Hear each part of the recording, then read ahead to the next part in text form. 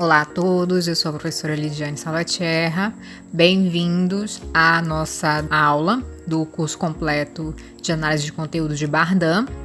Essa aula ela é uma continuação da aula anterior com relação às etapas da análise de conteúdo.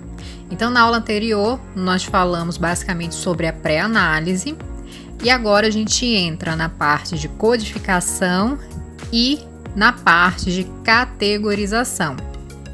Ao todo, esse curso dividiu os passos da análise de conteúdo em basicamente 9 passos. Na aula anterior a gente falou então da pré-análise, da definição do corpus, o significado da leitura flutuante e alguns exemplos de referenciação dos documentos. Então agora a gente vai para codificação e categorização. Então, o que é a codificação? A gente também pode chamar a codificação de unitarização e é basicamente a transformação dos dados brutos em dados representativos em subunidades. Então, a gente vai pegar todos os dados brutos e a gente vai fazer pequenos cortes.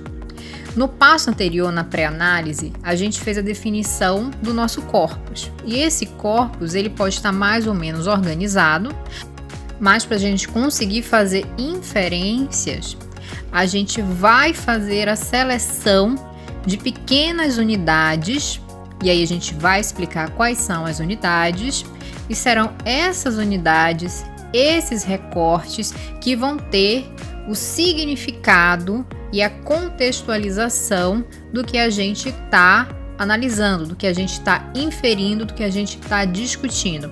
Então, se a gente não passa pelo estado de codificação da nossa análise, a gente não vai conseguir seguir para a próxima etapa, que é a categorização.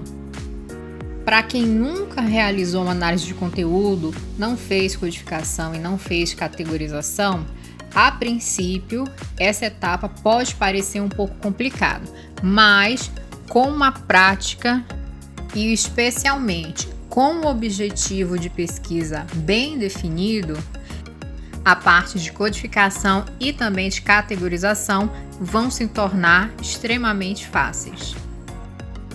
Então, quais são essas unidades menores, ou também chamadas unidades de análise da etapa da codificação? A codificação vai ser realizada a partir do reconhecimento e da indicação das unidades de registro e unidades de contexto. E as duas estão relacionadas entre si. Isso significa dizer que, sabendo a unidade de registro, você vai saber qual é a unidade de contexto. Vamos verificar qual é o conceito de cada unidade. A unidade de registro, também chamada de unidade de significado, são as unidades base que representarão a sua categorização. Por isso que eu disse que, sem realizar a codificação, sem identificar quais são essas unidades, você não consegue fazer a categorização. Sobre isso, tem algumas informações importantes. De forma geral, a palavra é considerada a menor unidade. Então, o que significa? Digamos que o seu corpus seja ou um questionário com respostas, ou um livro, diário, enfim, que são comunicações que apresentam palavras. Quando eu for selecionar a minha unidade de registro, a menor unidade que eu vou conseguir extrair de um corpus é a palavra. Porque não existe, obviamente, nada menor do que a palavra em uma comunicação verbal. Lembrando que a gente pode ter corpos baseados em comunicações não verbais, né? Que são aquelas que vão utilizar desenhos, fotos e outras coisas assim. Lembrando que a gente falou também de cheiro, de som. Porém, usualmente, a maior parte da análise de conteúdo, das pesquisas de análise de conteúdo, a gente acaba utilizando comunicações verbais onde tem a presença massiva de palavras. E, na maioria das vezes, a frase que é a escolha mais frequente de unidade de registros nas pesquisas que utilizam análise de conteúdo. Então, se a unidade de registro é a unidade base que vai representar a sua categoria, o que é a unidade de contexto? A unidade de contexto vai ser utilizada para embasar, dar significado e contextualizar a sua unidade de registro. É por isso que as duas são relacionadas entre si. Então, a unidade de contexto vai ser sempre um nível, uma dimensão maior do que a sua unidade de registro. Então, quando você escolhe a sua unidade de registro, ela vai estar dentro de um grupo maior. Esse grupo maior é a sua unidade de contexto. Então, a princípio, somente por essas conceituações fica um pouco difícil de entender o que é uma unidade de registro e o que é uma unidade de contexto. Por isso, eu apresento esse diagrama aqui para vocês com relação à relação entre si da unidade de registro e da unidade de contexto. Então, a gente começa pela primeira parte. Se a sua unidade de registro for, então, a menor, ou seja, a palavra ela vai estar dentro do quê? O que é que a palavra forma? A palavra forma frases. Então, automaticamente, a sua unidade de contexto são frases. Se a sua unidade de registro forem frases, o que as frases usualmente formam? Parágrafos. Então, a sua unidade de contexto é formada por parágrafos. Se a sua unidade de registro forem parágrafos, normalmente parágrafos formam capítulos. Então, a sua unidade de contexto são capítulos. E, no último exemplo, se a sua unidade de registro forem os capítulos, esses capítulos podem estar formando o quê? Aquele livro completo. Então, a sua unidade de contexto é aquele livro inteiro. Lembrando que isso daqui é só para vocês terem uma ideia da relação entre unidade de registro e de unidade de contexto e como é que a gente pode fazer a identificação rápida, né, dessas unidades. Mas não necessariamente o que está apresentado aqui serve para o seu trabalho, porque isso vai depender do seu corpus, do seu objetivo de pesquisa, tá? Então, por exemplo, a sua unidade de registro pode ser páginas, a sua unidade de registro pode ser respostas, e aí você vai ter que fazer então a identificação de qual é a sua unidade de contexto. Tudo isso se torna fácil à medida que você realiza na prática a análise de conteúdo. E após a codificação, a gente entra finalmente no passo de categorização, que é o passo que causa mais dúvida e mais problemas, né, dificuldades, quando a gente ainda não tem experiência suficiente com análise de conteúdo. Então vamos começar primeiro pelo conceito. O que significa categorização?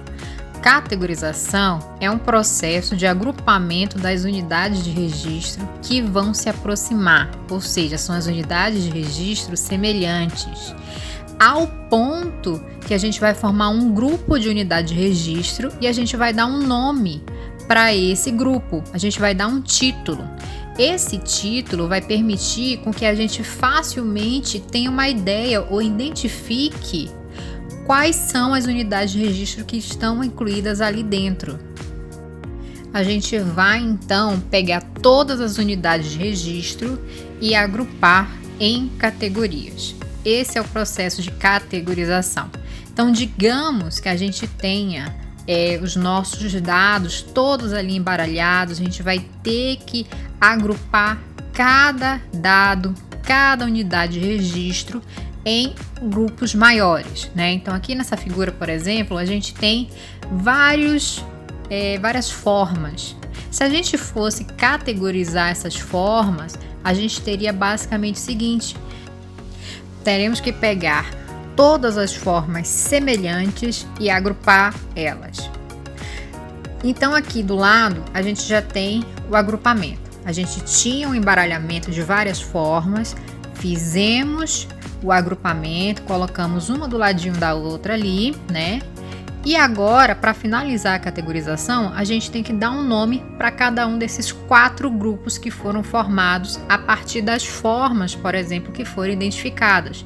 Então, aqui o primeiro grupo, a gente tem o grupo do quê? Dos círculos, em seguida das elipses, em seguida dos quadrados e, por último, dos triângulos.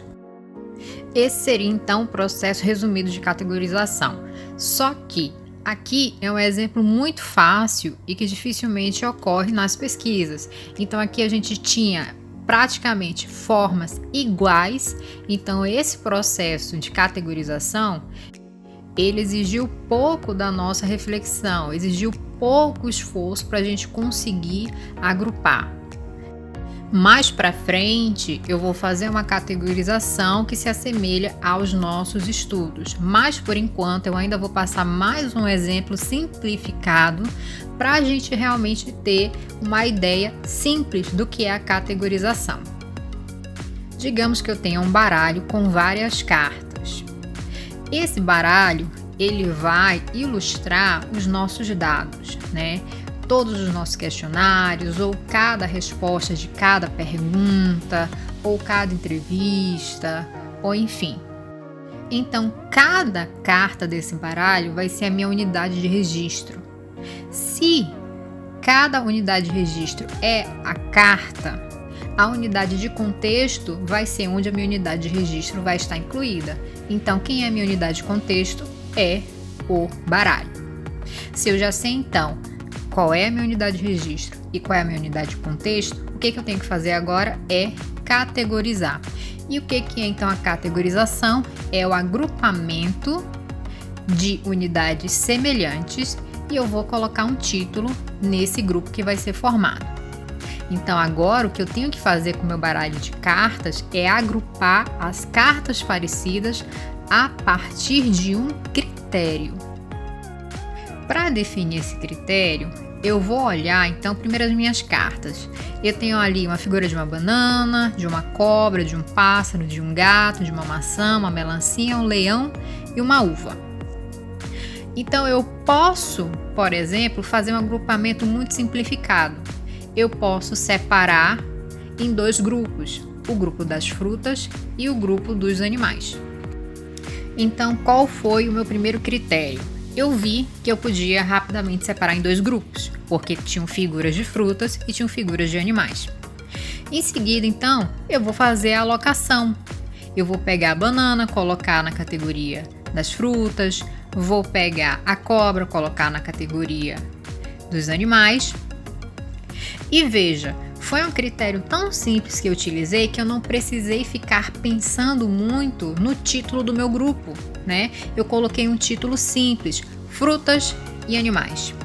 Então eu tenho 2 grupos aqui, onde você consegue rapidamente, a partir do título, identificar qual é a relação do título com as unidades de registros que vão estar ali dentro.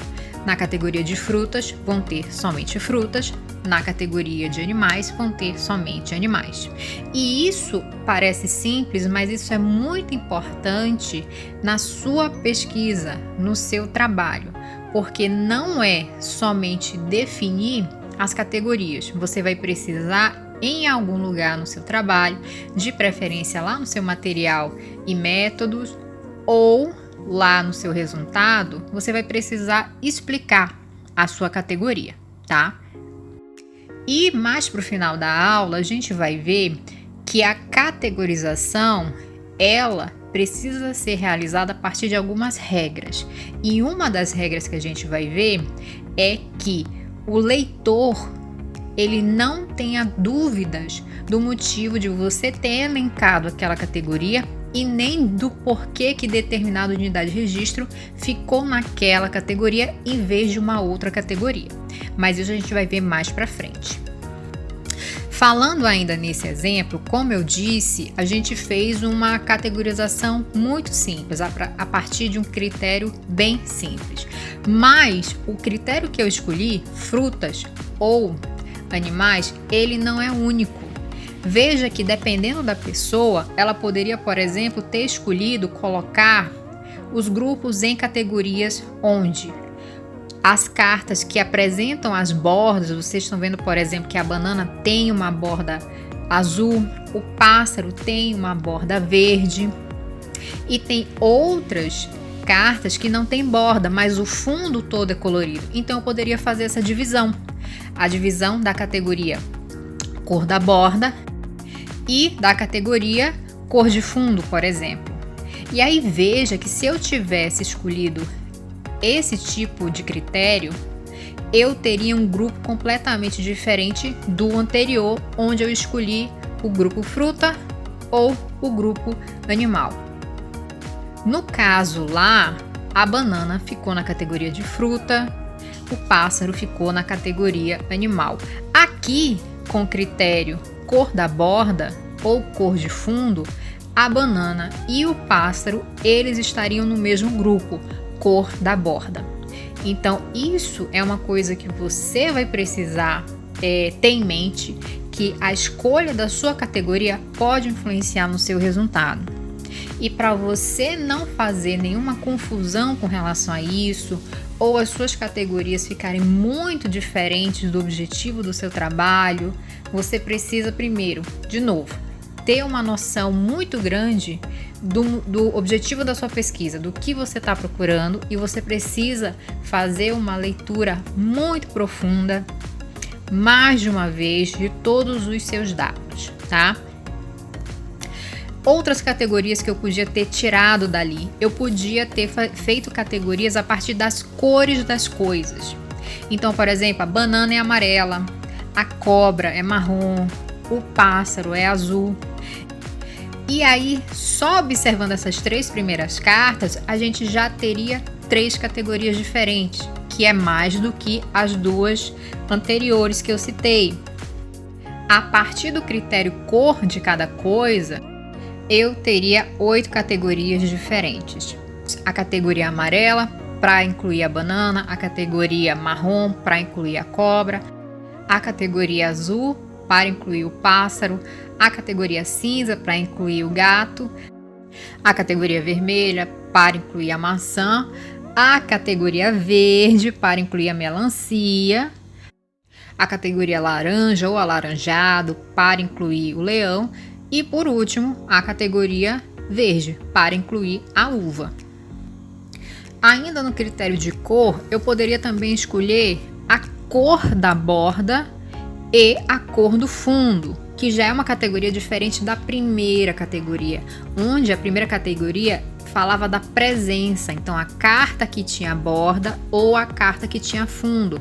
Nessa outra opção aqui seria a cor da borda e a cor do fundo.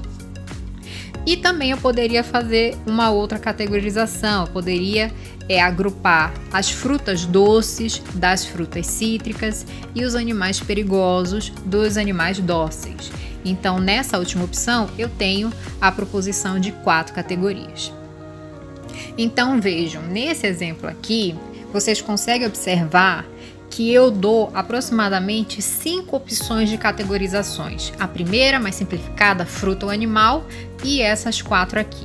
Então, observem que é justamente por isso que não existe um manual, não existe nenhuma referência que vai te dar as categorias, porque você realmente precisa observar o seu dado para você fazer a sua categorização. E a gente não erra quando faz a categorização a partir do momento que a gente tem embasamento, né? Embasamento científico, embasamento referencial. Então, o maior medo das pessoas que estão fazendo análise de conteúdo é se elas estão fazendo correto ou não. Você vai fazer a sua categorização correta se ela fizer sentido. E não só um sentido com relação aos dados, mas um sentido com relação a pergunta do seu trabalho, tá? Então, até agora, a gente viu exemplos muito simplificados e que não fazem uma correspondência direta com o que a gente vê na prática, na nossa pesquisa. Então, agora a gente vai ver um exemplo realmente de um tipo de pesquisa de análise de conteúdo. Digamos, então, que a minha pesquisa é uma pesquisa que busca entender como é que o brasileiro faz compra no supermercado, ou seja, o que ele busca quando ele vai fazer compra. E digamos que a minha ferramenta para descobrir isso foi um questionário aberto, ou seja, a pessoa podia escrever livremente o que quisesse a partir de uma única pergunta, tá? O meu N amostral aqui, como o objetivo da minha pesquisa é brasileiros, eu quero saber o que os brasileiros buscam. Vejam que eu vou, obviamente, fazer uma generalização. Então, o número que eu coloquei aqui, meu N amostral, meu número de questionários foi 5.000 participantes. E eu vou usar aqui a técnica da análise categorial temática. Nas próximas aulas a gente vai ver técnica por técnica, a diferença de cada uma, tá? Como aqui é apenas um exercício e essa pesquisa aqui é uma pesquisa hipotética, ela não é real, eu não vou, obviamente, explicar a categorização dos 5.000 participantes, das 5.000 respostas, né? Eu fiz um corte muito simples aqui para a gente observar 4 participantes. Então, digamos que esses 4 participantes, eles responderam ao meu questionário. E a pergunta do meu questionário é muito simples, né? Como você faz compras no mercado? O primeiro participante, ele pode ter dito o seguinte: quando eu vou no mercado, procuro pelos produtos mais baratos. O segundo, sempre procuro pelos produtos de mais qualidade. O terceiro, só escolho o que está em promoção, não gosto de gastar. E o último, escolho os produtos que quero e gosto, sem olhar os preços ou as marcas. E antes da gente prosseguir para a categorização, eu quero mostrar para vocês a referenciação que eu fiz aqui. Vejam que eu tenho 4 respostas aqui de 4 pessoas diferentes. Então aqui eu usei uma referenciação muito simplificada. Então isso já é um exemplo para vocês usarem também no de vocês. Eu escolhi P1, P2, P3, P4. Pessoa 1, pessoa 2, pessoa 3, pessoa 4 ou participante 1, 2, 3 e 4. Então não esqueçam de fazer isso no trabalho de vocês. É importante que se o seu trabalho for baseado no anonimato, né, se o seu termo de consentimento fala do anonimato das pessoas, quando você colocar a frase que ela colocou lá no questionário dela, se você for replicar alguma coisa que a pessoa disse e você pretende então preservar o anonimato, não esqueçam da referenciação. Agora então a gente vai olhar cada resposta e aí a gente vai prosseguir então com a categorização. Vejam que o que eu estou mostrando aqui para vocês é um exemplo de como eu faria, tá? Não necessariamente é como outro pesquisador faria ou como você faria. Eu tenho aqui a primeira resposta do primeiro participante. Quando eu vou no mercado, procuro pelos produtos mais baratos. Qual é a pergunta que eu faço quando eu vou iniciar minha categorização? Eu vou procurar primeiro o sentido dessa resposta. O que ela está dizendo de uma forma muito simples para mim? Ou seja, como é que eu posso resumir essa frase em uma única palavra, frase simples ou tema? Quando eu leio, quando eu vou no mercado, procuro pelos produtos mais baratos, o que essa pessoa está me falando? Literalmente que ela procura produtos mais baratos. Então, a minha pergunta é: como você faz compras no mercado? Participante 1, produtos mais baratos. É isso que ele procura. É isso que ele vai procurar no mercado. Então, aqui eu já faço o seguinte destaque: produtos mais baratos. Esse é o foco dessa resposta. Esse é o elemento principal dessa resposta. A partir disso, eu já consigo verificar a minha unidade de registro e a minha unidade de contexto. Lembra, a unidade de registro é o elemento principal daquele dado. Aqui no caso, eu identifiquei que é produtos mais baratos, ou seja, são essas palavras. A minha unidade de contexto é onde a minha unidade de registro está inclusa. Então, qual é a minha unidade de contexto aqui? É onde produtos mais baratos está incluída. Então, ao todo eu tenho uma frase, essa minha frase é uma unidade de contexto e lá internamente eu tenho algumas palavras que vão formar a minha unidade de registro. Seguindo então para a segunda resposta. Sempre procuro pelos produtos de mais qualidade. De novo, como é que eu posso resumir isso? Qual é o elemento? Qual é o significado? O que ele está tentando dizer de uma forma muito resumida? Produtos de mais qualidade. Então, é uma pessoa que vai no mercado e procura produtos de mais qualidade. Agora, a terceira. Só escolho o que está em promoção. Não gosto de gastar. Novamente, qual é o foco? Qual é o elemento? O que está em promoção. A pessoa vai no mercado e procura o que está em promoção. E por último, o último participante. Escolha os produtos que quer e gosta, sem olhar os preços ou as marcas. Então, quando ele vai no mercado, o que ele vai fazer? Ele vai procurar os produtos que ele quer. Então, os produtos que quero. Vamos juntar agora todas as minhas unidades de registro. Eu tenho aqui produtos mais baratos, produtos de qualidade, o que está em promoção, os produtos que quero. É a partir daí que eu vou categorizar.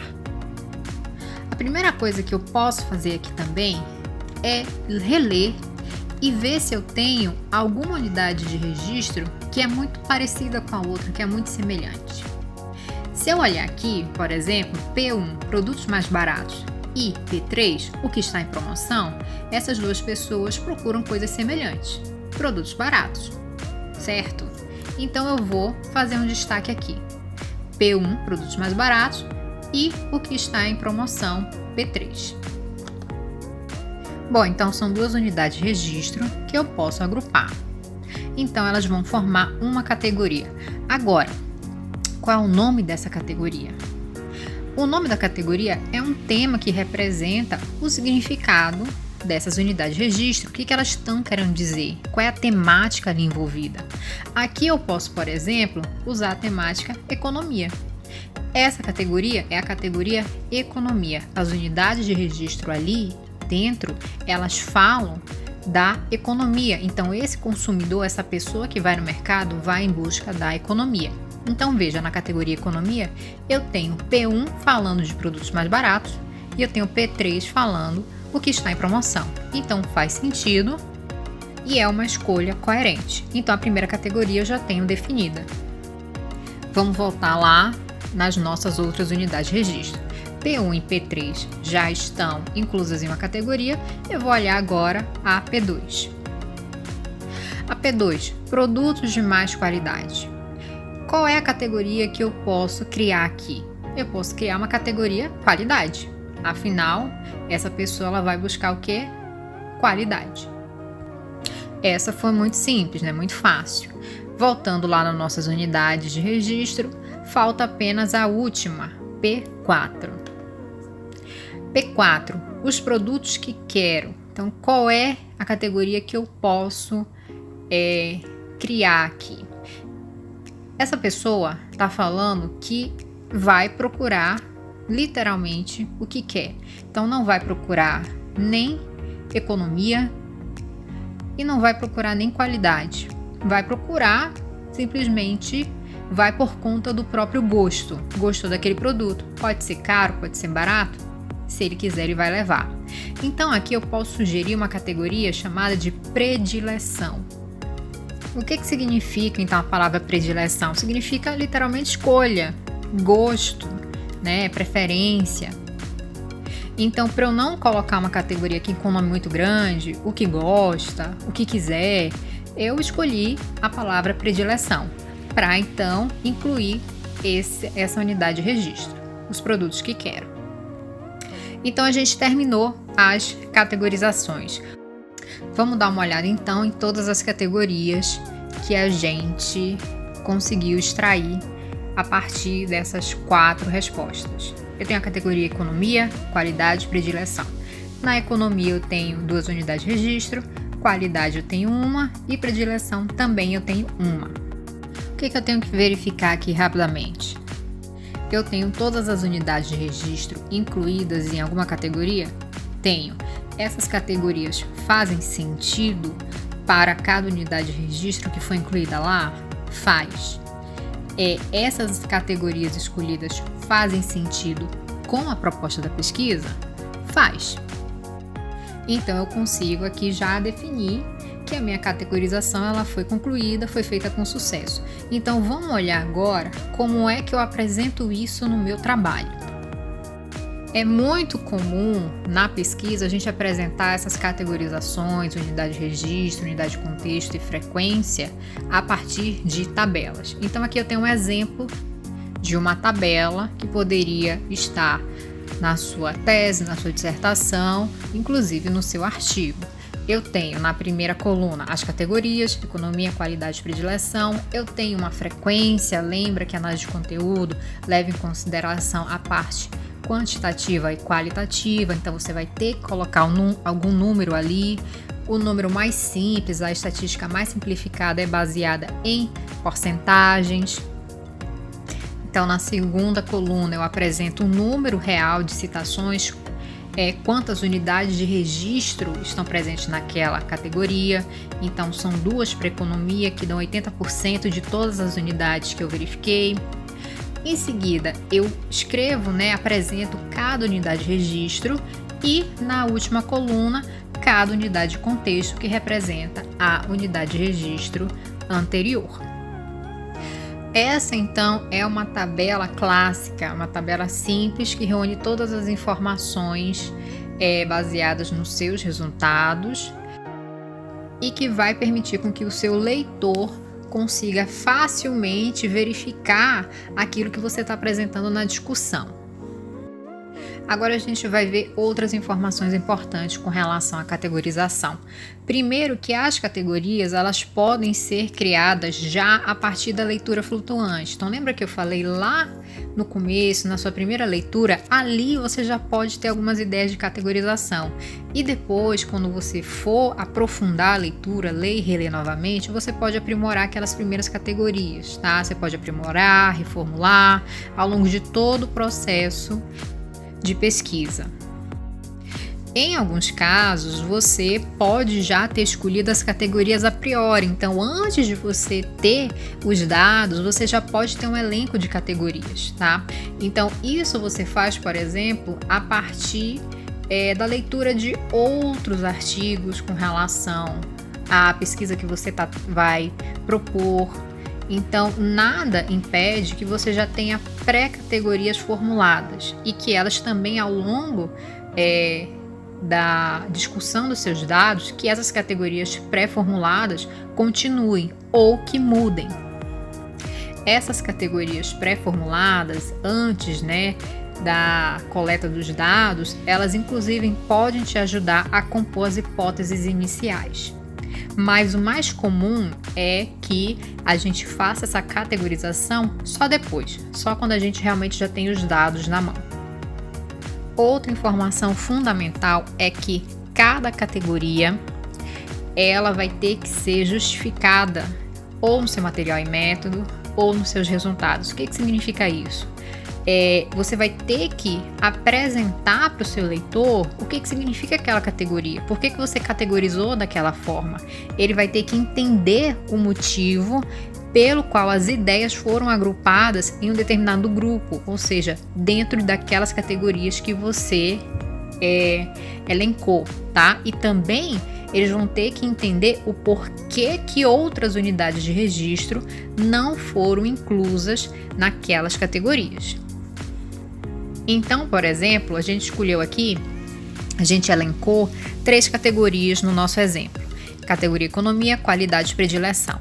Eu posso ter, por exemplo, esse texto aqui que eu coloquei lá no meu material e métodos, lá no finalzinho, que as seguintes categorias foram elencadas para a discussão do trabalho, A categoria economia, e aí eu vou explicar. Inclui respostas que apontaram o fator economia como mais importante no momento da compra.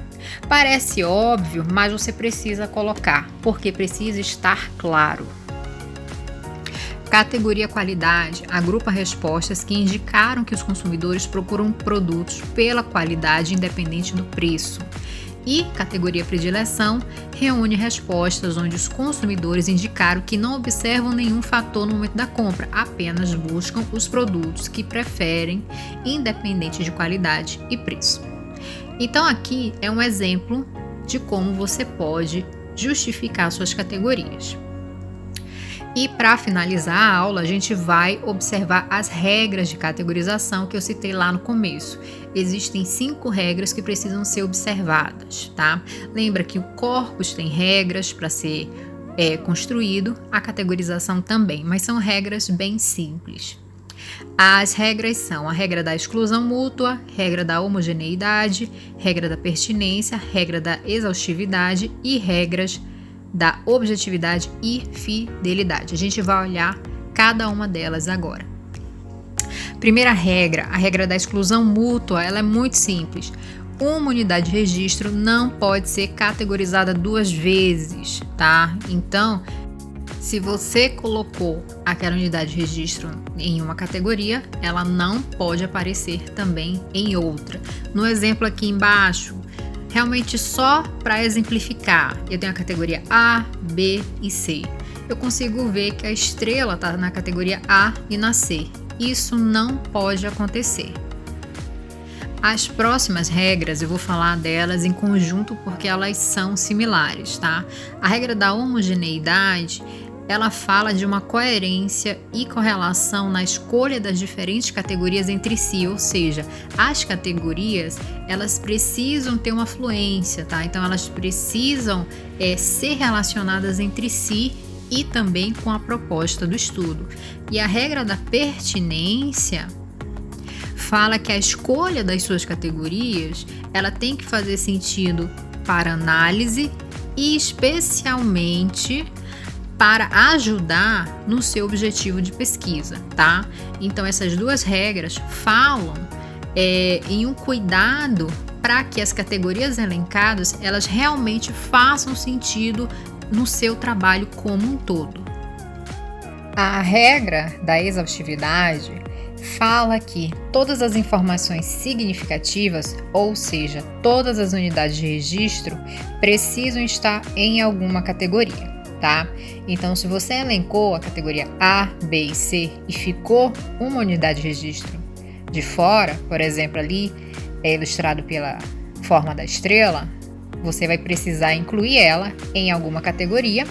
Se não tiver nenhuma categoria que ela possa ser incluída, você vai ter que criar uma outra categoria, tá? Então, nenhuma pode ficar de fora. E por último, as regras da objetividade e fidelidade.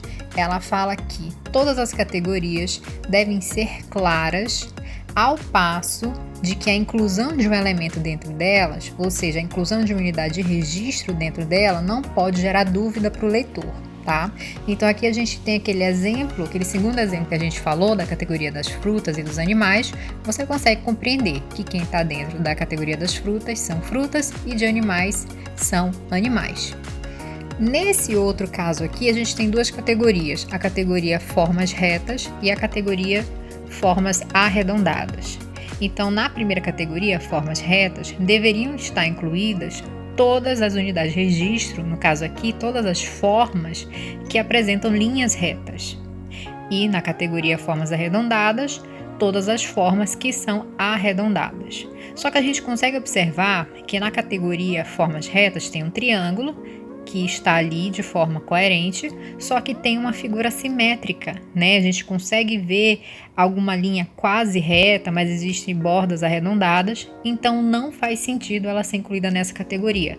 Então, nesse caso, a gente teria que criar uma outra categoria para ela ser inclusa, por exemplo, categoria formas irregulares.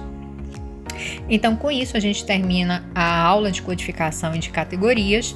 Na próxima aula, a gente dá início à descrição de todos os tipos de técnicas, então de todas as análises que estão incluídas dentro da análise de conteúdo. A gente vai iniciar pela análise temática ou categorial. Espero que vocês tenham gostado. Bons estudos e até a próxima!